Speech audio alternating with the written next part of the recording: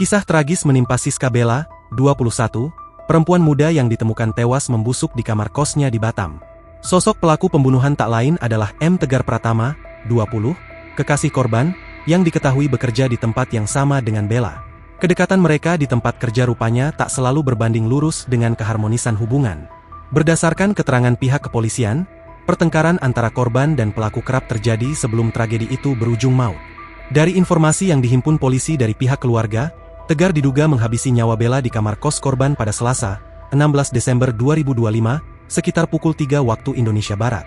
Setelah kejadian itu, jasad Bella ditinggalkan begitu saja hingga akhirnya ditemukan dalam kondisi membusuk pada Kamis, 18 Desember 2025, sore. Sahabat korban, Sisi, yang ditemui tribunbatam.id di Polsek Lubuk Baja, Jumat, 19 Desember 2025, mengungkapkan bahwa hubungan Bella dan Tegar kerap diwarnai cekcok. Ia mengaku sempat mendengar kabar bahwa Bella sering mendapat perlakuan kasar dari pelaku. Teman saya pernah bilang kalau Tegar ini kalau marah sering main tangan ke Bella. Tapi waktu saya tanya langsung ke Bella, dia bilang aman-aman saja. Seperti menutupi, ujar Sisi dengan suara lirih.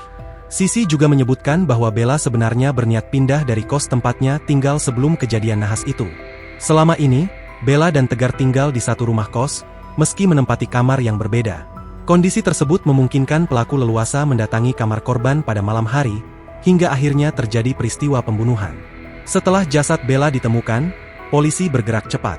Tegar ditangkap di kawasan Nagoya hanya dalam waktu sekitar 1,5 jam setelah penemuan jenazah. Fakta lain yang terungkap, Bella dan Tegar tidak hanya memiliki hubungan pribadi, tetapi juga bekerja di tempat yang sama. Kedekatan di lingkungan kerja ini membuat pelaku mengetahui aktivitas dan keberadaan korban sehari-hari. Sementara itu, Kanit Reskrim Polsek Lubuk Baja, Ibtu Noval Adimas, mengatakan pihaknya telah melakukan pemeriksaan intensif terhadap pelaku. Semalaman anggota kami melakukan pemeriksaan. Selanjutnya akan dilakukan gelar perkara untuk menetapkan status pelaku sebagai tersangka. Mohon waktu, nanti hasilnya akan kami sampaikan, tegasnya.